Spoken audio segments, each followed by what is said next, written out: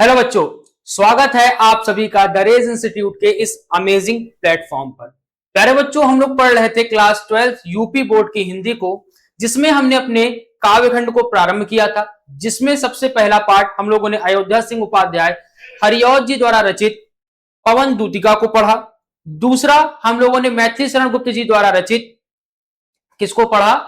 कैकेयी के अनुताप को पढ़ा।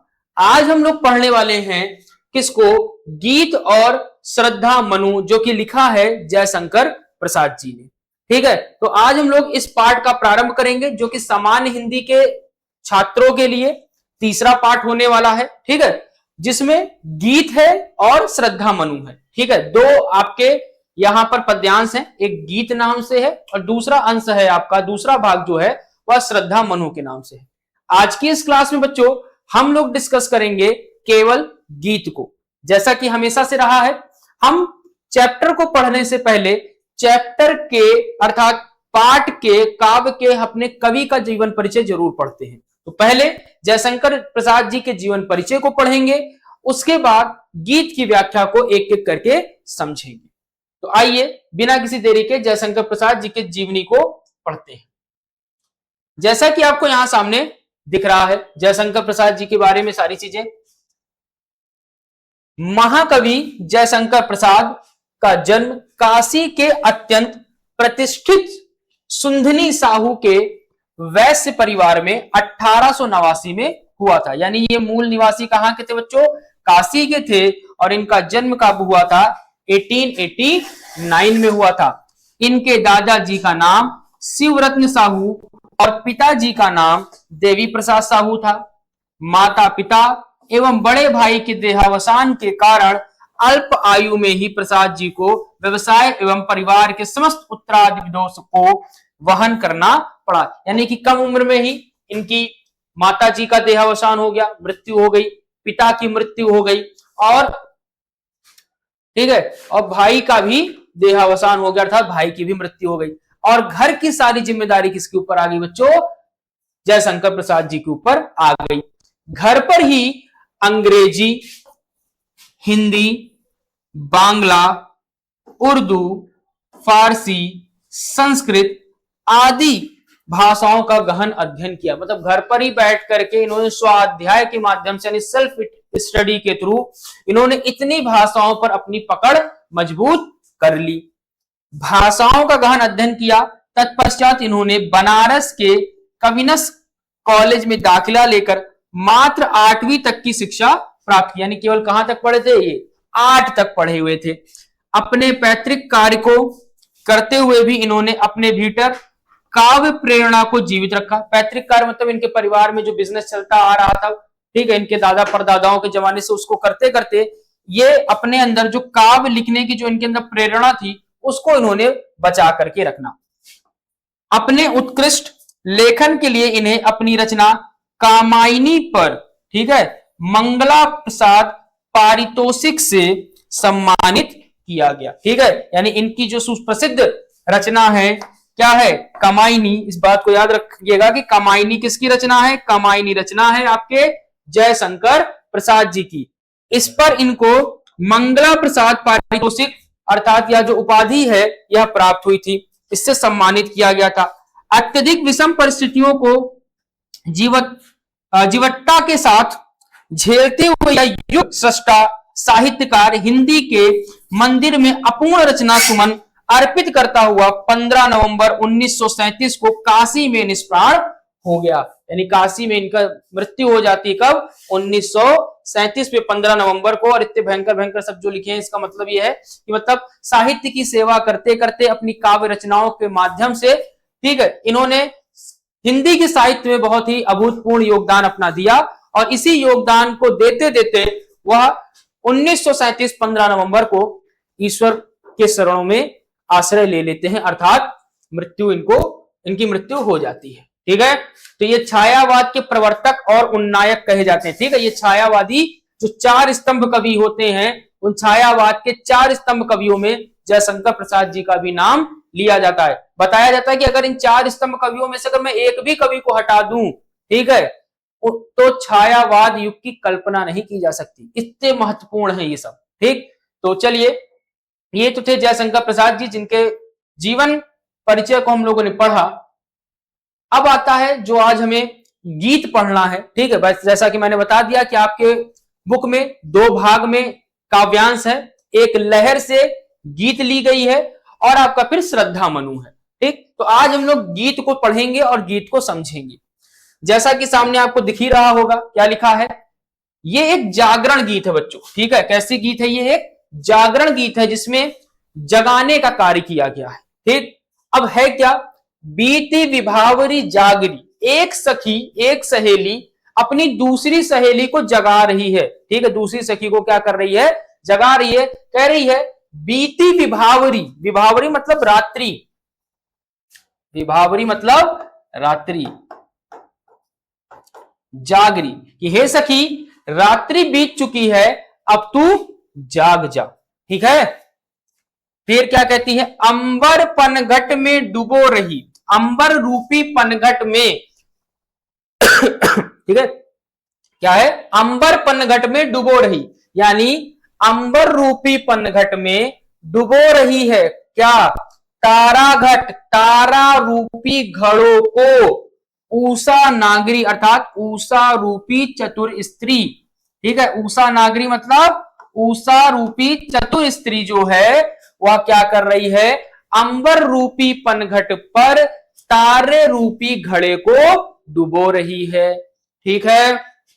समझ में आया। फिर समझिए कि बीती विभावरी जागरी, कि हे एक सखी दूसरी सखी को जगाते हुए कहती है कि बीती विभावरी, रात बीत चुकी है, जागरी, हे सखी तू जाग और देख अंबर पनघट में डुबो रही है, अंबर रूपी पनघट में डुबो रही है किसको, तारा रूपी घट यानी तारे रूपी घड़े को, कौन, उषा रूपी चतुर स्त्री, यानी उषा रूपी चतुर स्त्री तारे रूपी घड़े को आकाश रूपी पनघट में डुबो रही है, ए सखी रात बीत चुकी है, अब तू जाग जा, ठीक।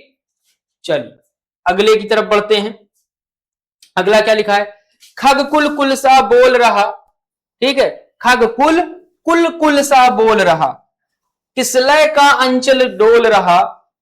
अब यहां क्या बता रहा है, खग कुल का मतलब बच्चों होता है पक्षियों का समूह, ठीक है। अब आप जानते हो कि जब प्रातः काल होती है तो पक्षियों का समूह कलरव करने लगता है, ठीक। तो खग कुल कुल सा बोल रहा, यानी पक्षियों का जो समूह है, कुल कुल का अर्थ है कलरव करने लग गया है, बोल रहा अर्थात कलरव करने लग गया है कि हे सखी प्रातः काल हो गई है और पक्षियों का जो समूह है वह क्या करने लगा है, कलरव करने लगा है, ठीक है।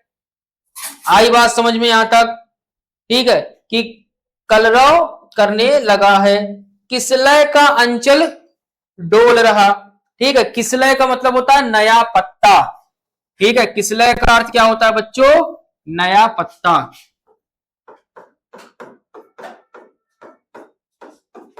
ठीक। किसलय का अर्थ क्या है, नया पत्ता। फिर समझिए कि खगकुल कुल सा बोल रहा, कि पक्षियों का जो समूह है वह कलरव ध्वनि कर रहा है और जो नवीन पत्ते हैं उन नवीन पत्तों का जो अंचल है वह भी डोलने लगा है, ठीक है। वह भी क्या होने लगा है, डोलने लगा है। फिर कहती है लो यह लतिका भी भर आई, लो यह जो लतिका है यह भी भर करके ले आई है क्या, मधु मुकुल नवल रस गागरी, नवल मतलब नए, मधु मुकुल का अर्थ है पराग रस, ठीक है। किसका रस, पराग रस, की यह लो लतिका भी भर लाई मधु मुकुल नवल रस गागरी। यह देखो यह जो लतिका थी यह लतिका भी नवीन पराग रसों को गागरी में भर करके ले आई है, ठीक है। कि नवीन पराग के रसों को गागरी में भर करके ले आई है, ठीक। फिर आगे क्या कहते हैं, अधरों में राग अमंद पिए, क्या है, अधरों में राग अमंद पिए। अधरों का अर्थ होता है बच्चों होठ, ठीक है। राग का अर्थ है, यहां पर हम प्रेम ले लेंगे, और अमंद का मतलब होता है तीव्र। अमंद का अर्थ होता है बच्चों तीव्र। कि कवि कहता है, वो सखी कहती है अपनी दूसरी सखी से कि हे सखी, तू प्रेम रूपी मदिरा का पान करके, कि हे सखी तू अपने होठों से प्रेम रूपी तीव्र मदिरा का पान करके, अलकों का अर्थ होता है बच्चों बालों में, अलकों का अर्थ है बालों में, ठीक है। केसों भी लिख सकते हो, बालों भी लिख सकते हो, ठीक है, जो आपको उचित लगे, ठीक। क्या है कि अलकों में मलेज बंद किए, कि अलकों अर्थात और तू अपने बालों में मलेज अर्थात प्रातःकालीन सुगंधित हवा को तू बंद किए हुए है। कि हे सखी तू अपने अधरों से प्रेम के, ठीक है, प्रेम रूपी तीव्र मदिरा का पान किए हुए है, और अपने बालों में प्रातःकालीन सुगंधित हवा को तूने बंद कर रखा है। तू अब तक सोई है आली, आली का अर्थ है सखी, ठीक है, सखी या सहेली। कि तू अब तक सोई है आली, आंखों में भरे विहागरी, और हे सखी तू अभी तक अपने आंखों में आलस धारण किए हुए या आलस भरे हुए सोई हुई है, ठीक। कि हे सखी तू अभी तक अपने आंखों में आलस को धारण किए हुए सोई हुई है, ठीक है। समझ में आया? जल्दी से एक बार देख लीजिए, फिर आगे बढ़ते हैं, एक बार पुनः इसको पढ़ते हैं।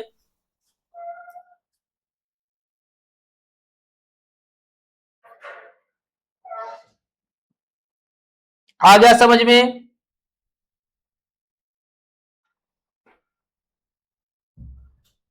चलिए फिर से एक बार पूरा पद्यांश देख लेते हैं, फिर आगे बढ़ते हैं।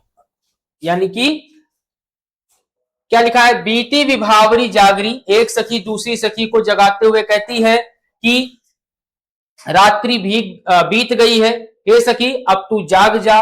अंबर पनघट में डुबो रही, तारा घट ऊषा नागरी, अंबर रूपी पनघट पर तारे रूपी घड़ों को ऊषा रूपी चतुर स्त्री डुबो रही है। फिर आगे क्या कहती है अगले पद्यांश में कि खगकुल कुलसा बोल रहा है, हे सखी प्रातः काल हो गया है, और पक्षियों का जो समूह है वह कलरव ध्वनि कर रहा है। किसलय का अंचल डोल रहा, किसलय यानी नवीन पत्ता, जो नवीन पत्ते हैं उनका आंचल भी हिल रहा है, डोल रहा है। यह लतिका भी भर लाई, लो यह जो लतिका थी यह भी भर लाई है। मधु मुकुल नवल रस गागरी, अर्थात पराग रस रूपी गगरी को यह लो, यह लतिका भी भर करके ले आई है। अधरों में राग अमंद पिए, तू अपने होठों से प्रेम रूपी तीव्र मदिरा का पान किए हुए, अलकों में मलयज बंद किए, और अपने केसों में प्रातःकालीन सुगंधित पवन को बंद किए हुए है। तू अब तक सोई है आली, तू हे सखी अभी तक सोई हुई है, आंखों में भरे विहागरी, और तेरे आंखों में अभी तक आलस ही भरा हुआ है, प्रातः काल हो गई है, अब तू जाग जा। ठीक, आई बात समझ में? कोई दिक्कत? ठीक है, तो यह था बच्चों आपका गीत, ठीक है, जयशंकर प्रसाद जी का यह था क्या, गीत। इसी के जस्ट बाद हमें पढ़ना है अगला पद्यांश जो है श्रद्धा मनु, ठीक है, अगला जो पढ़ना है हमें क्या है, श्रद्धा मनु। लेकिन इसे पढ़ेंगे हम लोग बच्चों अपनी नेक्स्ट क्लास में, ताकि बिल्कुल नया नया शुरुआत हो और हम समझते हुए स्टोरी को कनेक्ट करते हुए पूरी व्याख्या को क्या कर सके, अच्छे से पढ़ सके। ठीक, तो यह था गीत आई होप आपको अच्छे से समझ में आ गया होगा। तो आज के लिए बच्चों बस इतना ही, मिलते हैं अगले वीडियो लेक्चर में जहां पर हम लोग बात करेंगे किसकी, श्रद्धा मनु की। ठीक है, थैंक यू सो मच।